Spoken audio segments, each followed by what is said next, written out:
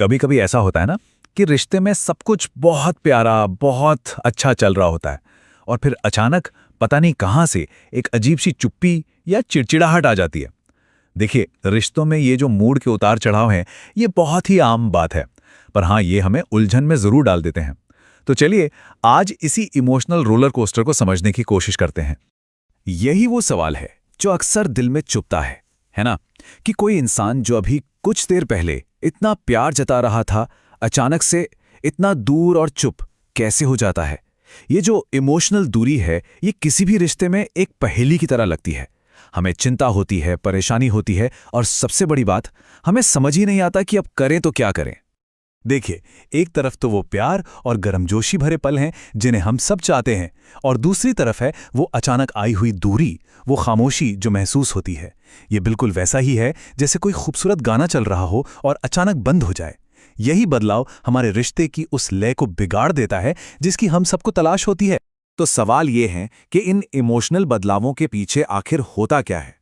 चलिए, अब थोड़ा और गहराई में जाते हैं और उन वजहों को समझते हैं, उन इमोशनल ट्रिगर्स को जो अक्सर हमारी आंखों के सामने नहीं होते। तो ये मूड स्विंग्स आते कहां से हैं? देखिए, इसके पीछे कई वजह हो सकती हैं।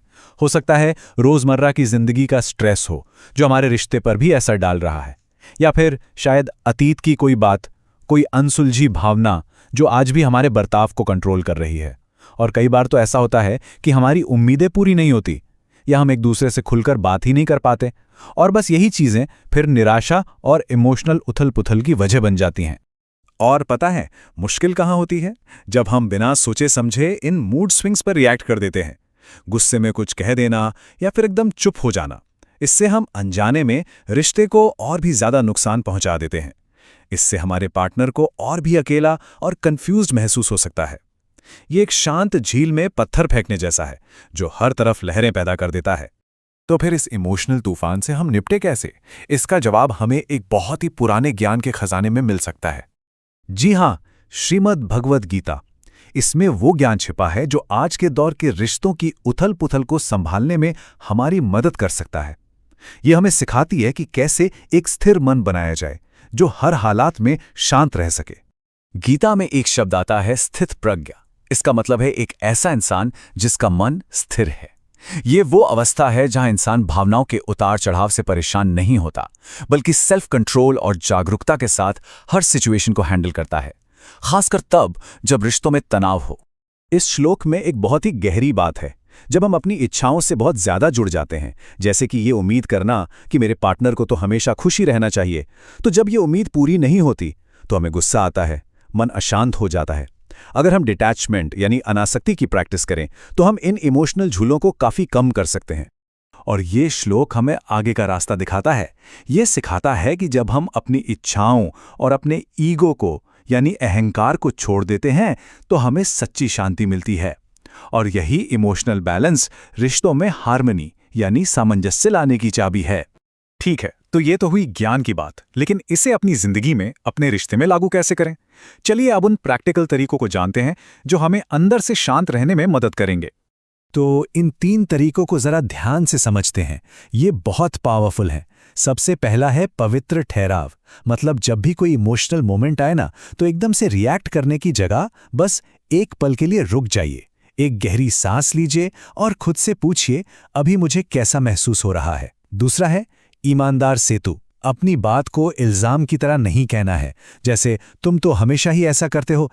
इसकी जगह ये कहें कि जब ऐसा होता है ना तो मुझे ऐसा महसूस होता है। फर्क देख रहे हैं? और तीसरा, सहानुभूतिपूर्ण दृष्टि। मतलब सिर्फ अपनी बात रखने या जवाब देने के लिए मत सुनिए, बल्कि अपने पार्टनर को सच में समझने के लिए सुनिए, उनकी बात को महसूस करने की कोशिश कीजिए। एक बात हमेशा याद रखनी चाहिए कि खुली और ईमानदार बातचीत किसी भी मजबूत रिश्ते की नींव होती है। यही वो चीज़ है जो एक ऐसा सेफ माहौल बनाती है जहां दोनों लोग अपनी भावनाओं को बिना किसी डर के शेयर कर सकते हैं। इससे एक दूसरे पर भरोसा और समझ दोनों बढ़ते हैं। जैसा कि हमने बात की, स्ट्रेस मूड स्विंग्स का एक बहुत बड़ा कारण है, तो इसे मैनेज करना जरूरी है। आप अपनी रोज की जिंदगी में ध्यान या योग को शामिल कर सकते हैं, या सिर्फ कुछ पल की शांति। अपनी देखभाल करना, सेल्फ केयर को प्राथमिकता देना स्वार्थ नहीं है, बल्कि ये आपके रिश्ते को स्वस्थ बनाए रखने का एक जरूरी तरीका है। तो ये सारी बातें हमें सामंजस्य के एक ऐसे रास्ते पर लेकर जाती हैं जहां हमें अपनी भावनाओं से भागना नहीं है, बल्कि उन्हें समझने की कला सीखनी है। इस बात को गांठ बांध लीजिए। इमोशनल बैलेंस का मतलब ये बिल्कुल नहीं है कि हम अपनी भावनाओं को दबा दें। नहीं, इसका असली मतलब है उन्हें स्वीकार करना, उन्हें महसूस करना और फिर उन्हें प्यार से, करुणा से जाने देना। ये जो सफ़र है, ये कभी-कभी अकेला महसूस हो सकता है, लेकिन ऐसा होना ज़रूरी नहीं है। इस रास्ते पर आपको गाइड करने के लिए सहारा मौजूद है। आत्मवाणी एक ऐसा ही आध्यात्मिक साथी है जो भगवद गीता की शिक्षाओं के आधार पर आपको गाइड करता है।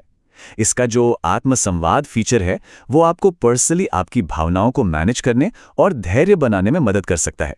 अगर आप भी एक शांत और संतुलित रिश्ता चाहते हैं, तो www.atmavani.life पर जाकर देख सकते हैं कि गीता का ज्ञान आज के दौर में भी कैसे आपकी मदद कर सकता है।